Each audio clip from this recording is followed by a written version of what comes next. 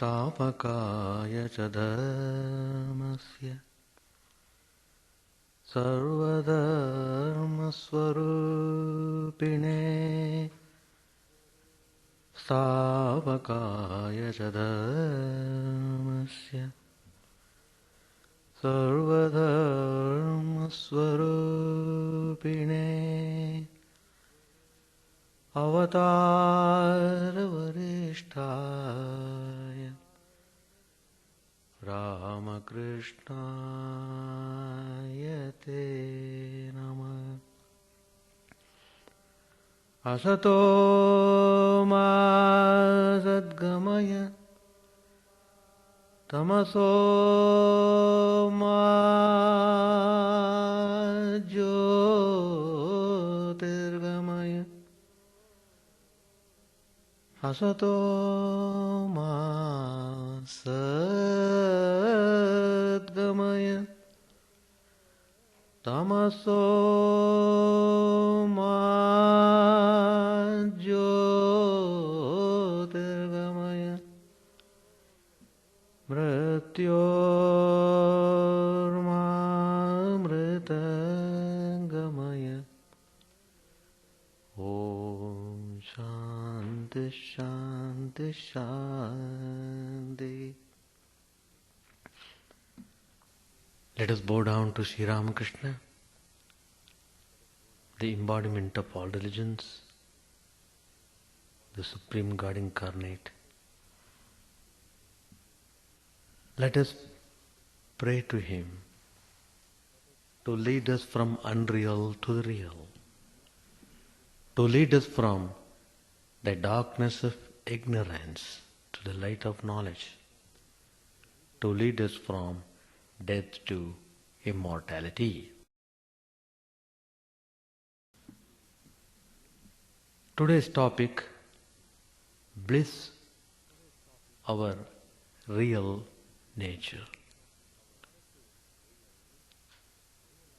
In order to realize this,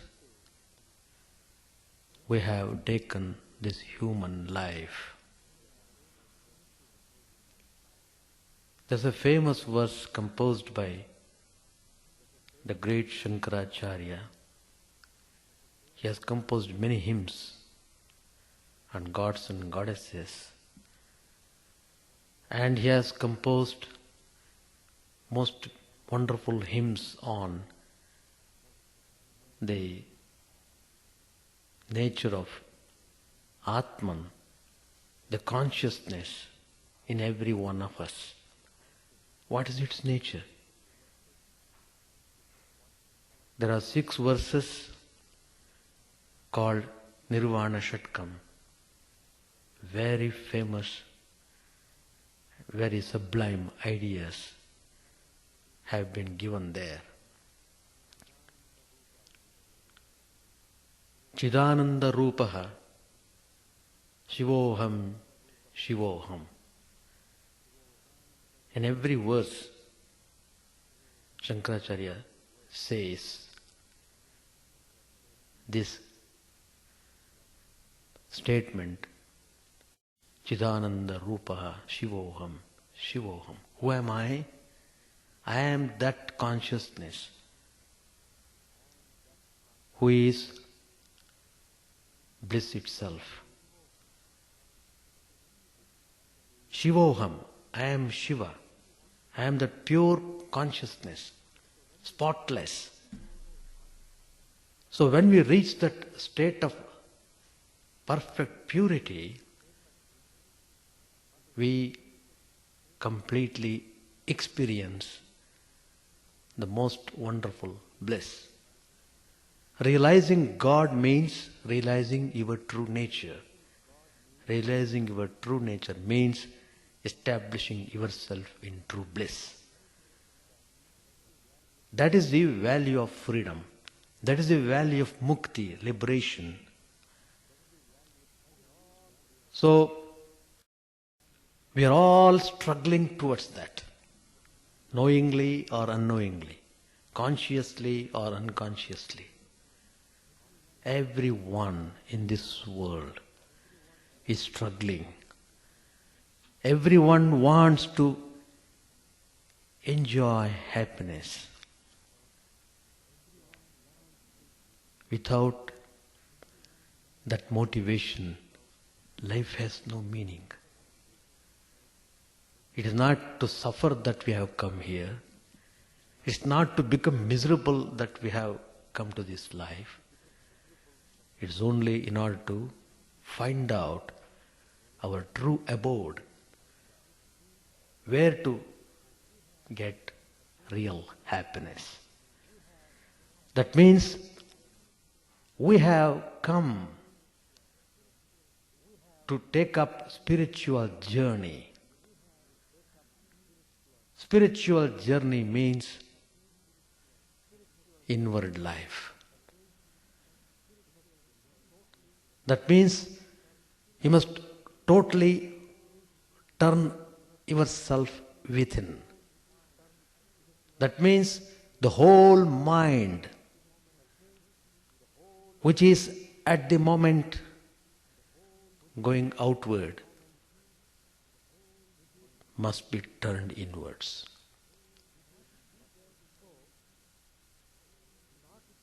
So, in order to do that, we have to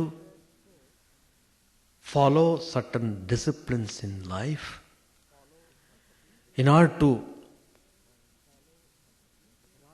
make the mind turn towards the reality. We are always in some kind of problem, some kind of worries, some kind of tension, because of the mind going outward. And so, we have to understand this fact and take necessary steps to probe. And for that purpose, we have taken this life. So, in that sense, life is a great adventure. We have come to this life to march onwards, to raise ourselves, not to sink down. Both misery and happiness are in our own hands. We are the maker of our own destiny. God gives the result of whatever actions we might have done, good or bad. We reap the results. As you sow the seed, so you reap the fruit. Sow the good seed, enjoy the good fruit. Live a good life, have the benefit of that. The meaning. So, everyone is aspiring to get happiness. Everyone thinks, Sukham me bhuyat, dukkham me ma bhuyat. That means, may I get happiness, may I not get sorrow.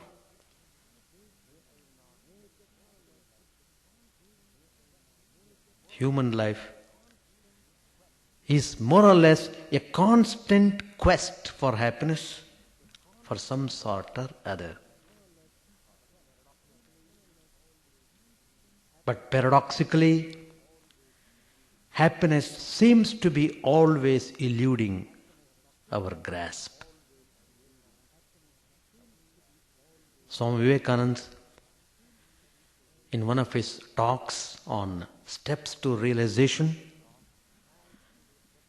he compares man's search for happiness to the oilmen's bullocks going round and round the press in the hope of getting the wisp of straw tied to the yoke just in front of their eyes.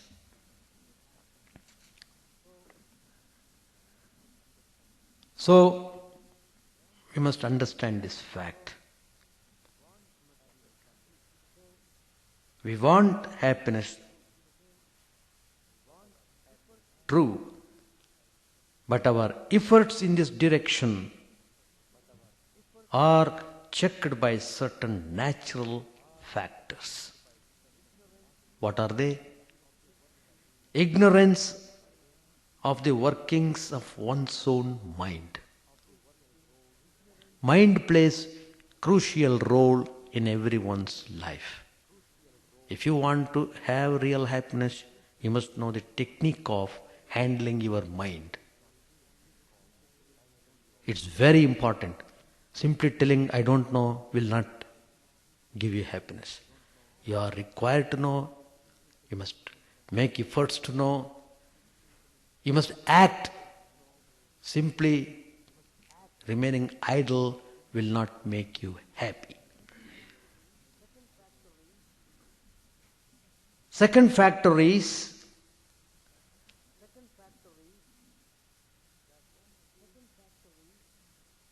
that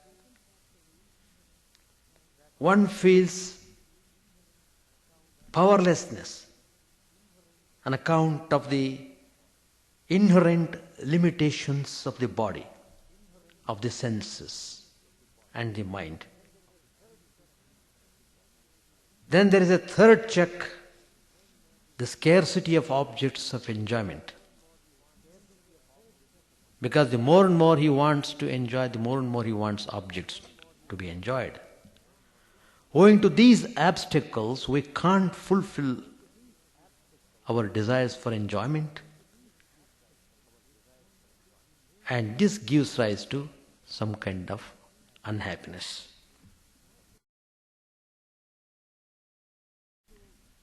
So, in order to free himself from sorrow,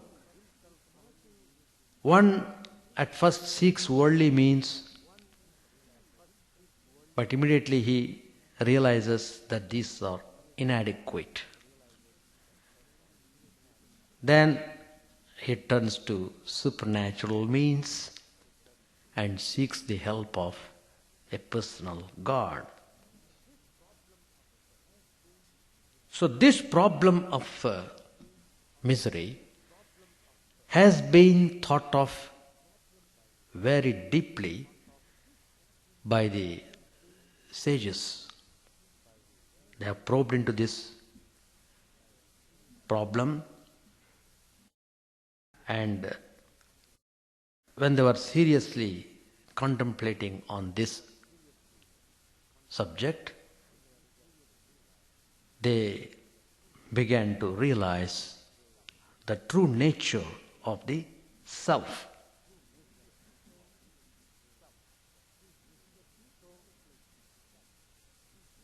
So, in their deep contemplation and direct experience, they discovered some important truths about existence, about consciousness, and about happiness.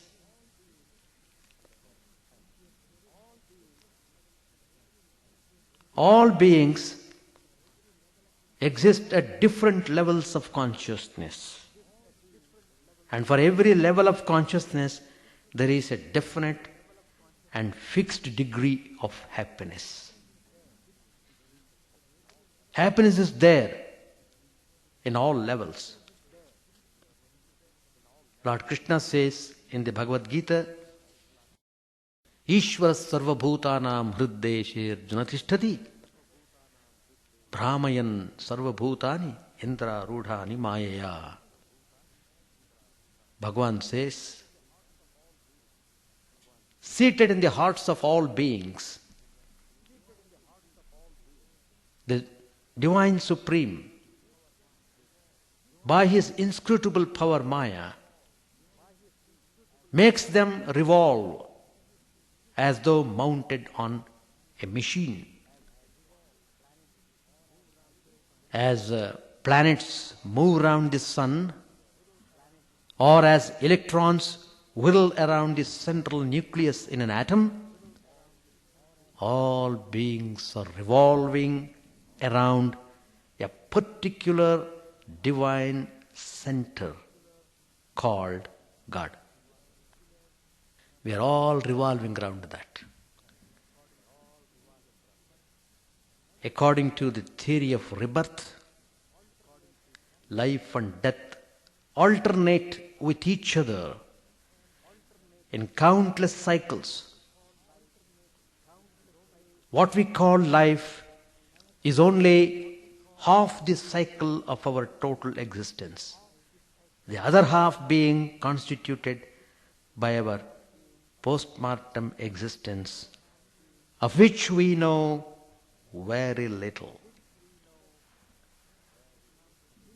Let us take an example.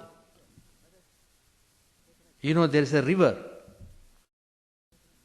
It means the water course that is visible to us. But there is an unseen river formed of water vapor which the sun and the wind carry from the ocean back to the mountain tops.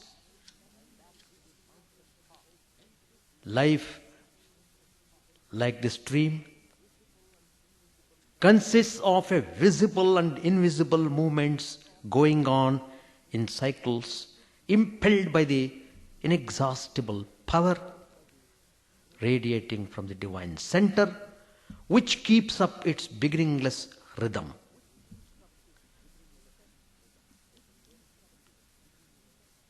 There's a famous Upanishad. Upanishads are the treasure house of wisdom. What we call Vedanta, the spiritual knowledge, you can get immensely by studying the Upanishads. They clearly explain all the facts about things.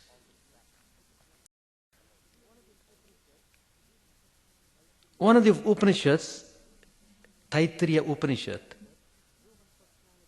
it describes human personality as constituted by 5 chambers. Each human personality is constituted by 5 chambers. What are they? The first 5 chambers, one is called Annamaya Kosha, second one Pranamaya Kosha, third one Manomaya Kosha, fourth one Vijnanamaya Kosha, and the last one Anandamaya Kosha. I will give it in English version. I am just telling the Sanskrit word so that to give you a kind of experience about Sanskrit language. The words are so well fitted to explain the matter. The 5 chambers which I just now mentioned are, the first one is physical sheath, the second one vital sheath, third one the mental sheath, and the last one the sheath of intuition or higher consciousness. So each one of us have all these sheaths, and the consciousness dwells behind all these 5 sheaths. It is covered up by these sheaths, one after the other. So Vedanta says that the ultimate reality or Brahman is of the nature of absolute existence, consciousness, bliss, and the true self of man, Atman, is identical with it. We call the individual being as soul. When the Atman becomes associated with mind, body and senses, it's called soul. When it is detached from this body-mind complex, it is Atman. So each sheath represents a plane of existence and consciousness through which the supreme bliss of Brahman filters down, giving rise to the joy of experience appropriate to each sheath.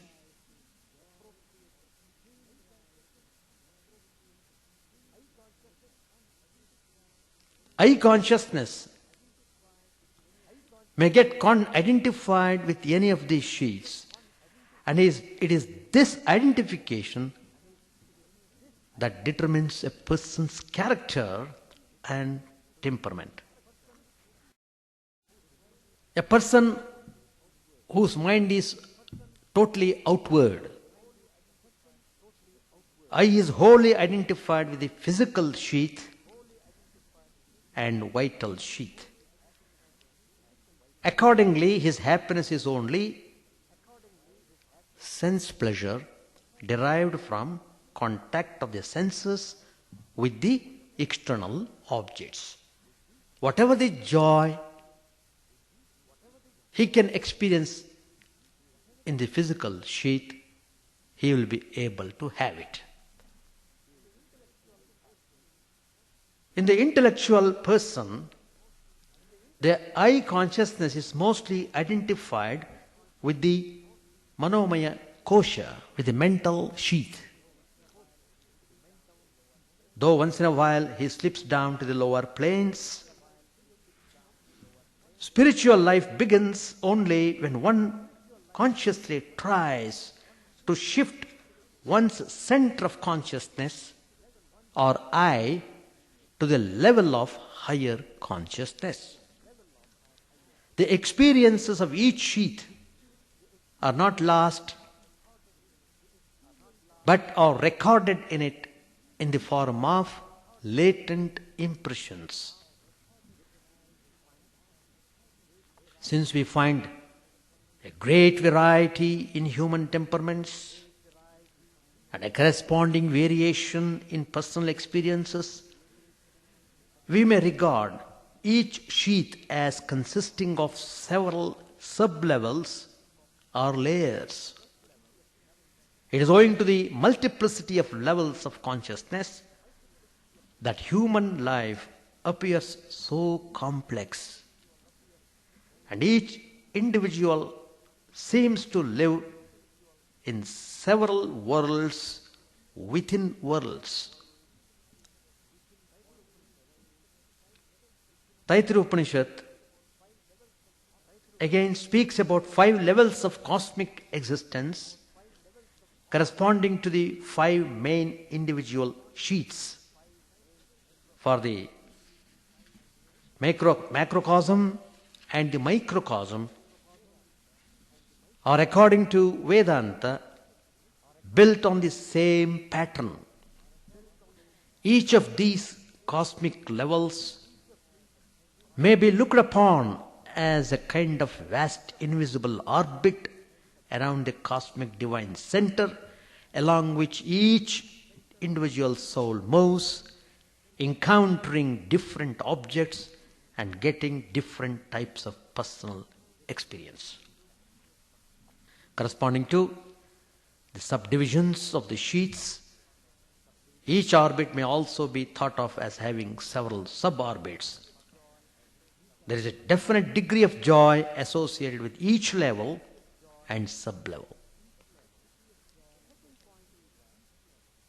The second point is that the degree of happiness associated with each level or sub-level is independent of external events. This means that as long as a person remains at a certain level of consciousness, He can get only the degree of happiness natural to that particular level, whatever be the type of work he does or the circumstance he is in that situation. The nature of the objects he encounters may vary, and so also his experience. But the degree of happiness he gets remains the same. Let us take an example. There is a hungry man. He fills his belly with a delicious food, rice and hot curries, Mexican type of food. By taking that food, he is joyful. Well, I had a very good meal. I'm so happy. He expresses the happiness. His hunger also is appeased. There's another person, he may like to have American dish, salads, apple pie and so on. He also feels very happy. His hunger also is appeased. There's another person who takes Chinese preparation. In all these three cases, what do we find? The degree of happiness resulting from the appeasement of hunger is the same in each one.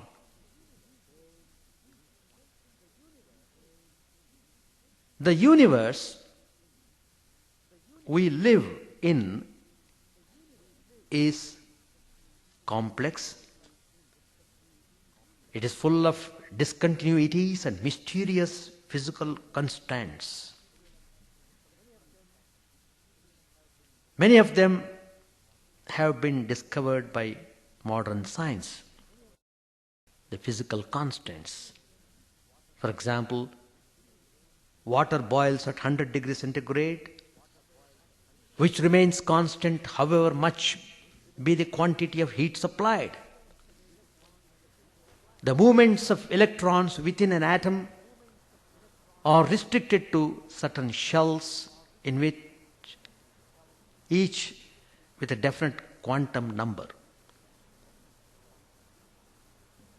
So also, the inner world of a person is also full of discontinuities and constants, with the all-pervading Brahman as the only continuous and unchanging substratum.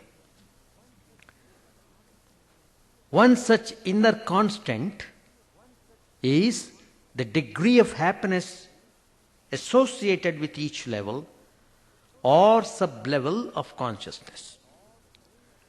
As long as we remain at a particular level of consciousness, we can get only its specific degree of happiness, and we can't increase this by any external means. We usually think that our happiness depends upon the type of work we do or the amount of wealth we have. This is a great delusion which we all cherish.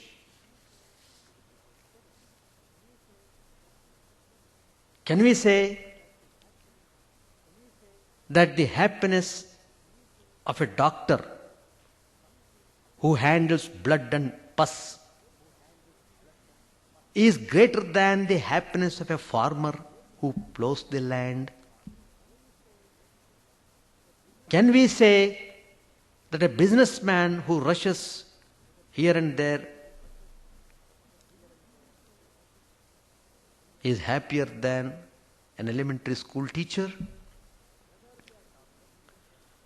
Whether we are doctors, whether we are engineers, whether we are desk clerks or farmers or students, as long as we all remain at a particular level of consciousness, we can get only the same degree of happiness, whatever be the type of work we do. This important principle is the basis of Karma Yoga. That is the secret of Karma Yoga. Work does not create happiness. It only brings out the happiness that is already within.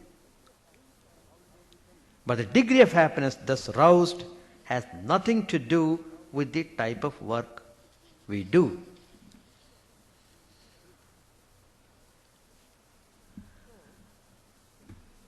So, if you understand this truth, you will no more grumble about the work. You will stop complaining about others. Jealousy vanishes from your minds and you get mental peace. When you get peace, peace is happiness. The real happiness you enjoy only when you are peaceful.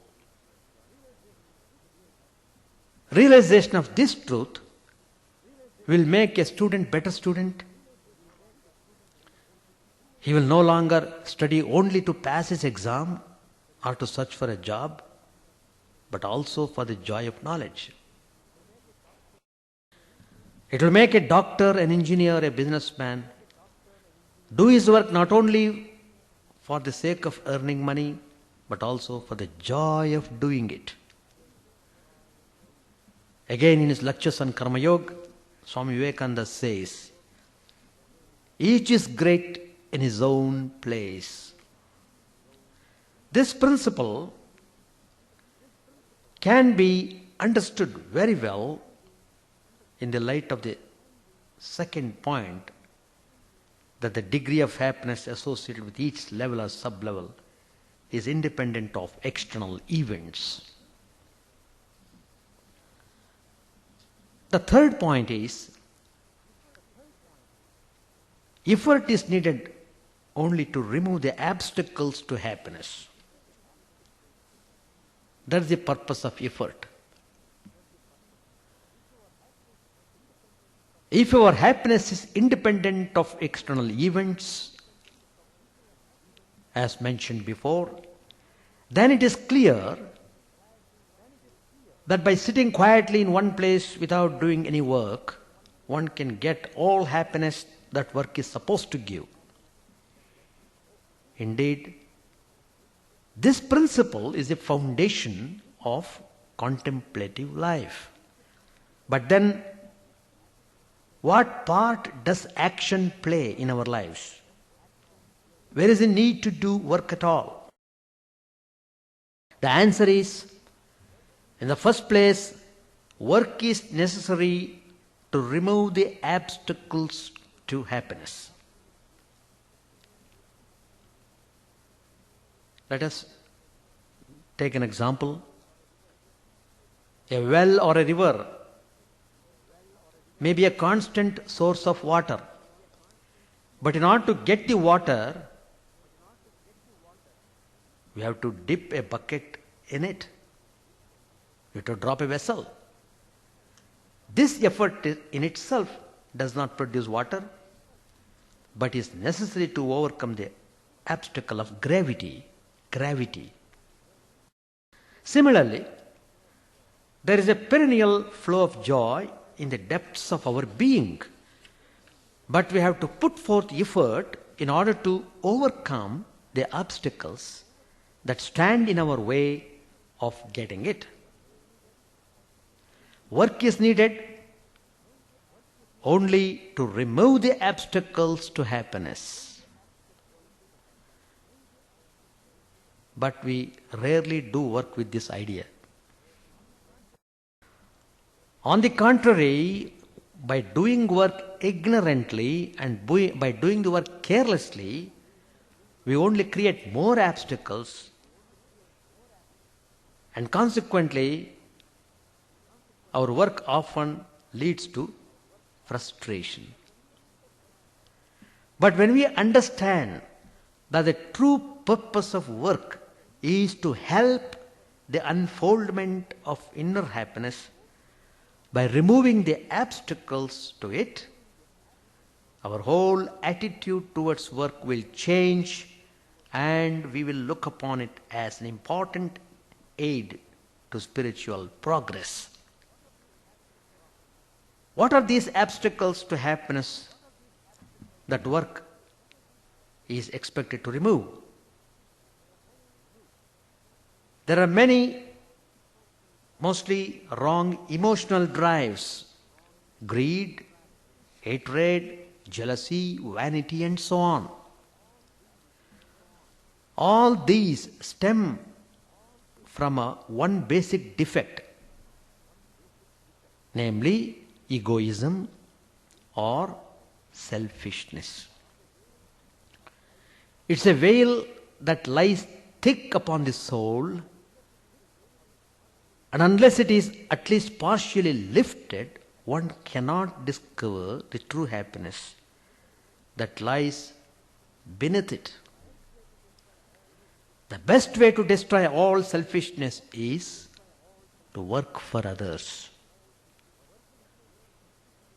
Work is necessary to break the prison walls existing around the self and liberate the dammed up bliss within.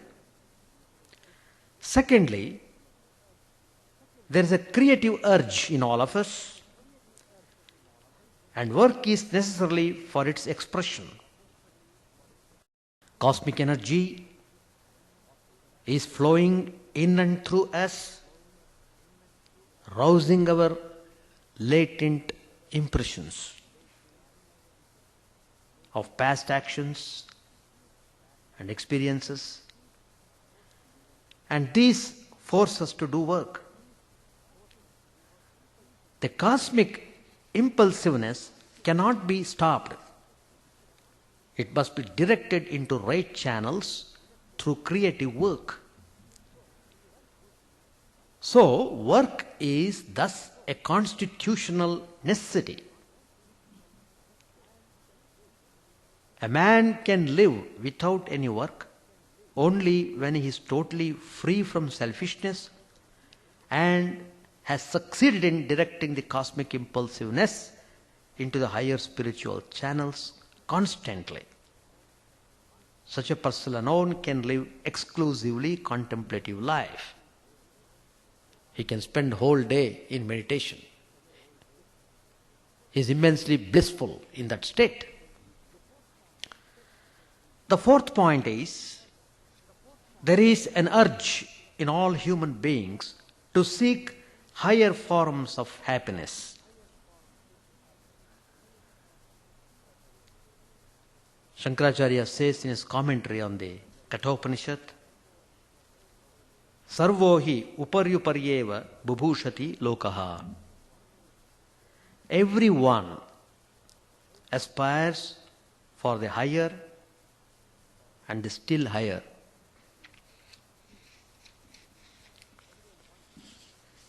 Everyone wants to get into higher state of happiness.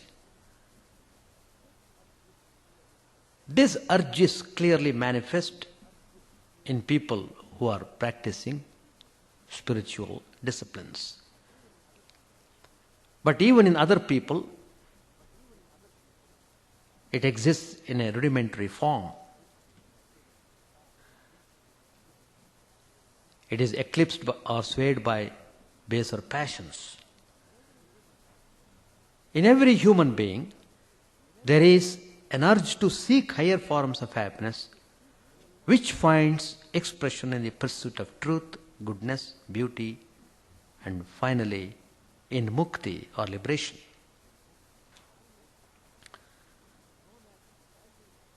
Known as value fulfillment or search for meaning, this universal urge lies at the foundation of philosophy, social service, art and religion.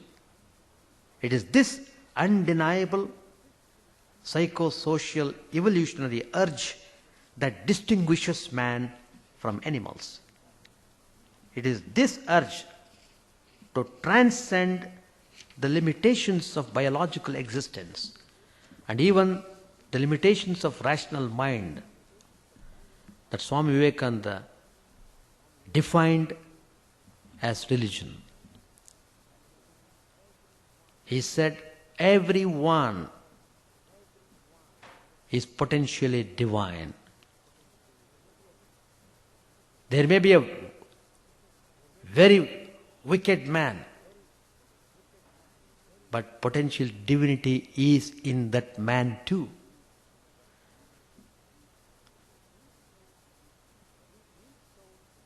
That is, in each soul lies involved the capacity and urge to attain spiritual illumination and the supreme happiness that results from it. Why do we say that we should try to realize God? It is because by realizing God, you will get perpetual happiness. You will no more be bothered by any sorrow or suffering.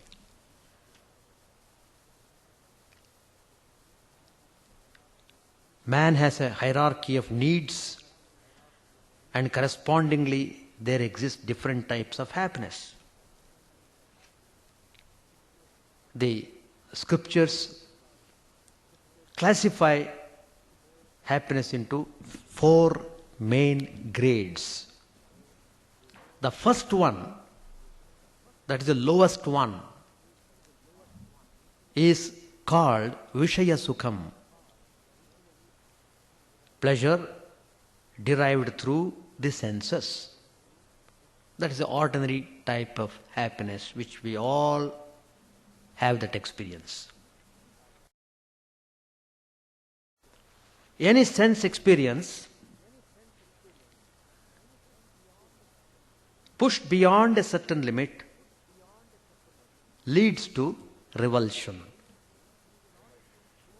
It is in order to overcome this inherent defect that man constantly seeks diversity in sense experience. Second type of happiness is Shama Sukham. One is Vishya Sukham. Second one is Shama Sukham. That is the joy of the self-control. It is not the result of the activity of the senses and does not depend upon external objects and is therefore continuous and long-lasting. When through long practice the senses are brought under control, one experiences great peace, a kind of pure joy that is undisturbed by the vagaries of mind and the changes of external objects. Devotion to God turns the mind away from the attraction of sense objects, and so the joy that a devotee feels in worshipping the Lord, which Sri Ramakrishna calls it as Bhajanananda, the joy that one gets through worship, may also be classified under this category. Higher than this happiness is Atma Sukham. One is Vishya Sukham, then is Shama Sukham, the joy that one gets through discipline. The third one is Atma Sukham, the pure joy of the higher self in its natural state. It can't be obtained by merely leading a moral life or by conventional devotional exercises. It is a result of a real spiritual awakening and is a first genuine spiritual experience that a sincere aspirant gets, perhaps after years of intense struggles. He directly perceives the pure radiance of the self in the depths of the heart, and this detaches him forever from the illusory joys of the senses. It brings a great sense of great fulfillment to the soul. There's another type of joy.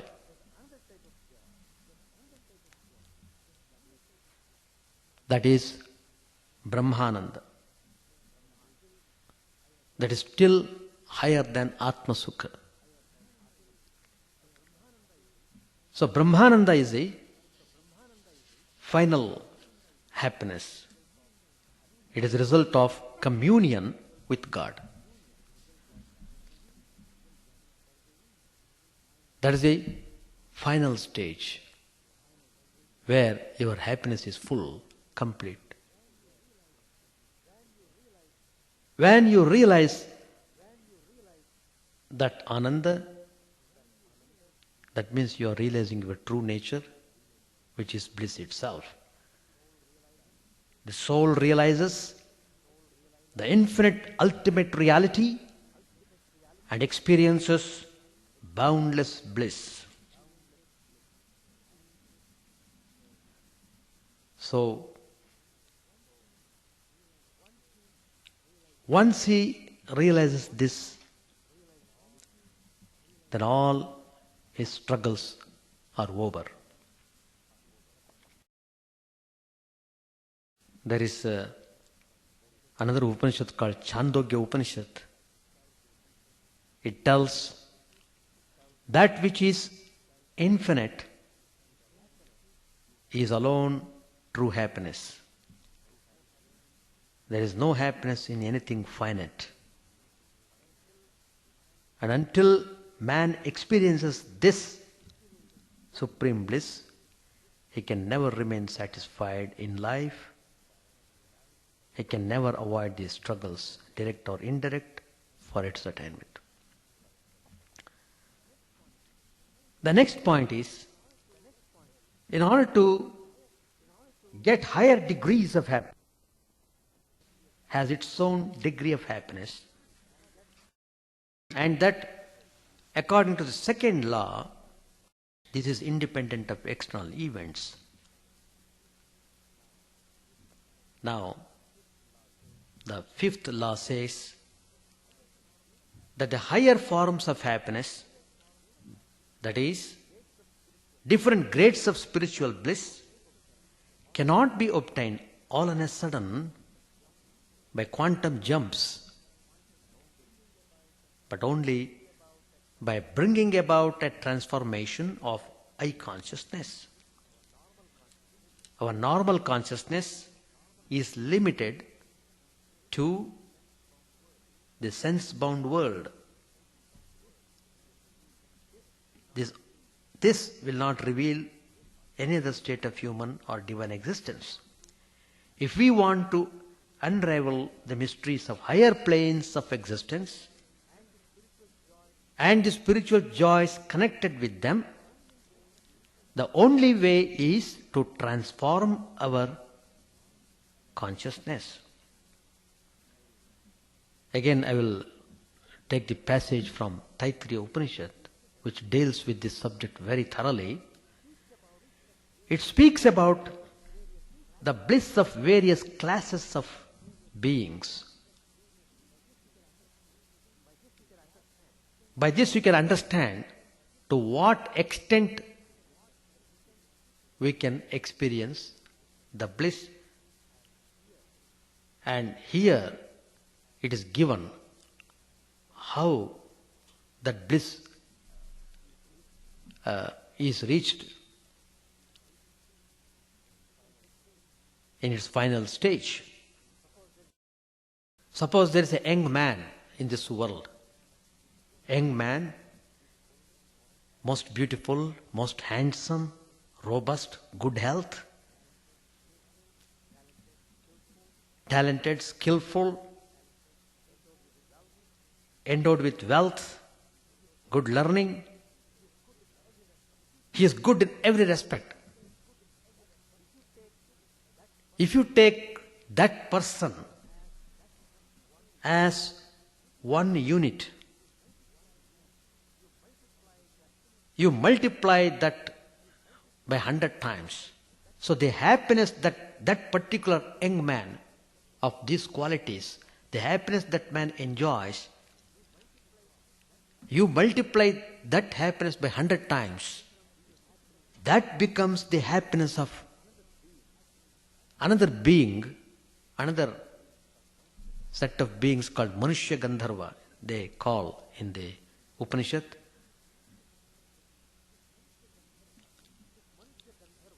This Manushya Gandharva is not a human being, but higher than human being. At the same time, he has got some divine qualities in him. So he is half divine and half human.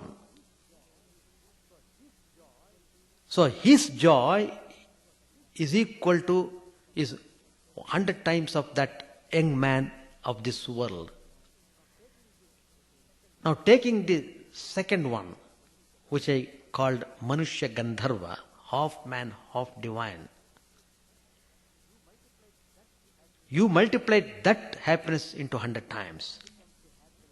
That becomes the happiness of another species, another set of beings. They are called Deva Gandharvas. So, again multiply 100 times by that. It becomes the happiness of Brihaspati, and then comes the happiness of Prajapati, then comes the happiness of Hiranyagarbha, like that. So it is increasing. The happiness of each of them being 100 times greater than that of the preceding one. The Upanishad further says that the happiness of all these celestial beings can be attained by a single person in this world who is free from desires and who is endowed with spiritual knowledge. Is it possible to attain that state? Yes, it is. If you find a spiritual person who has led this spiritual life thoroughly well and realizes the truth, his happiness is boundless.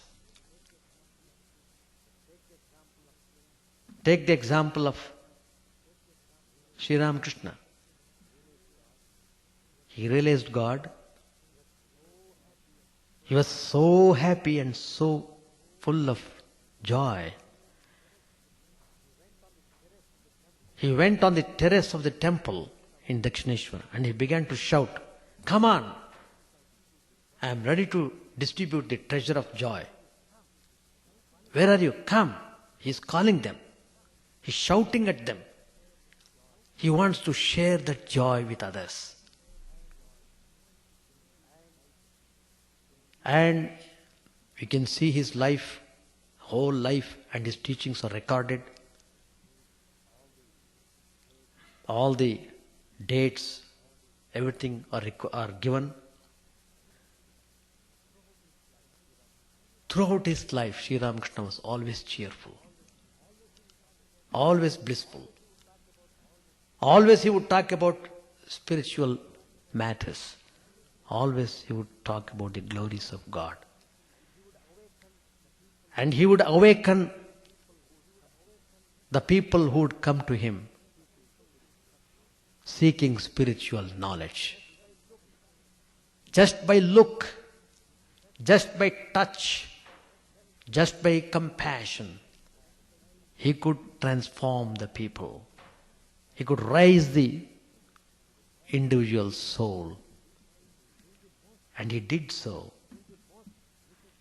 Even the most wicked person, or the person who had committed great blunders in life, was transformed. The most illiterate, ignorant person was transformed. So, it is possible In the same way, you study the life of Lord Christ, full of compassion, full of love. What is the message of Lord Christ? To love everyone.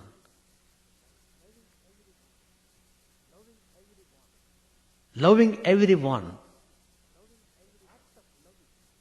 The act of loving gives you joy. Love is always associated with joy. So, we have got many holy people on this earth who had that experience of supreme bliss, which is equal to the happiness of all the celestial beings put together. And there was another great saint in the recent times. His name was Ramana Maharshi. He was a great saint in South India. He passed recently. Recently means about 1945 or 50 maybe. He was so great and he was illumined. Many people would go to him with so many problems, and Ramana Maharshi would not speak. He was just sitting silent, but he would do miracles. His power would transmit through silence. People would come with so many problems. They would sit near him for some time and go back, all the problems being solved. They would say, there is no more problem in us. It's all gone. How? We don't know. Maybe by the grace of the Rishi. It's a fact. So the spiritual power is so great. It can cleanse the heart of anybody. There are many saints and sages, holy people all over the world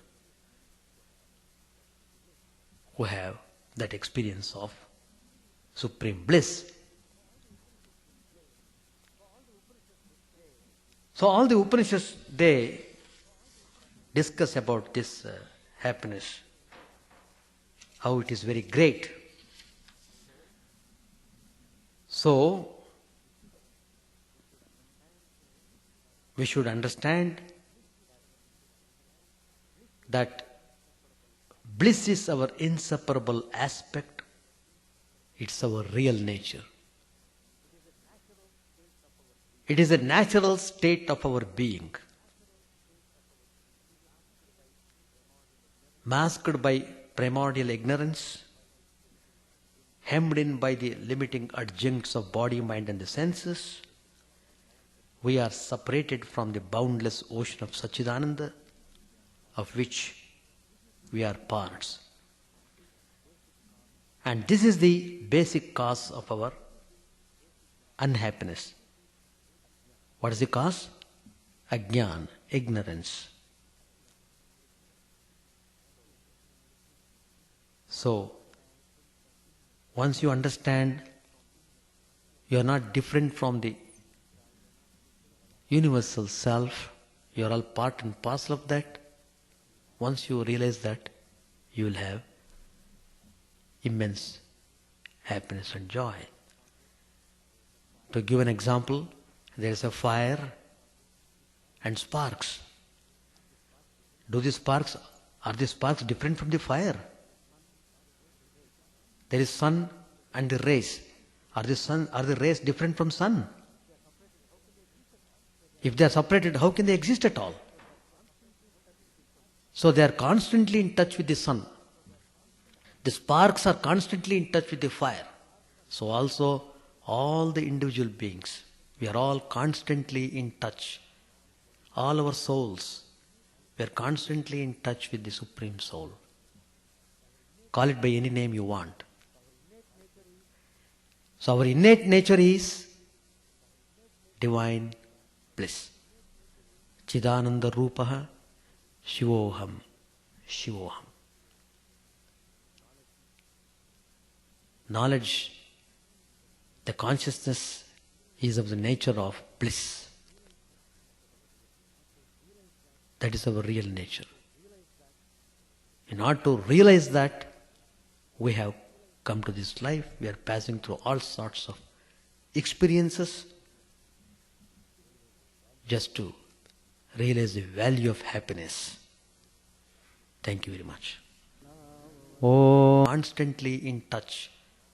All our souls, we are constantly in touch with the Supreme Soul. Call it by any name you want. So our innate nature is divine bliss. Chidananda Rupaha Shivoham. Shivoham. Knowledge, the consciousness is of the nature of bliss. That is our real nature.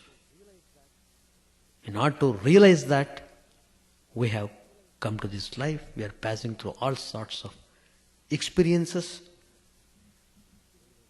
just to realize the value of happiness. Thank you very much.